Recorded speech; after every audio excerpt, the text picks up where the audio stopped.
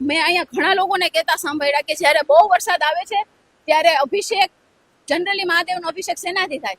ગુલાબ જળથી થાય, પાણીથી થાય, દૂધથી થાય કે દહીંથી થાય. પણ આ વરસાદ બહુ અતિ પડે ત્યારે ગટરના પાણીથી અભિષેક થાય. તો એક હિન્દુ તરીકે મને તો એટલી શરમ આવે કે જો સત્તા પક્ષ હિન્દુત્વના નામે મત લેતો હોય અને એક લાખોની આસ્થા સમાન જ્યારે મહાદેવ નું આ મંદિર હોય પણ એને એક જરા પણ સારી સ્થિતિમાં ન લાવી શકતા હોય તો તમારે ડૂબી મરવું જોઈએ.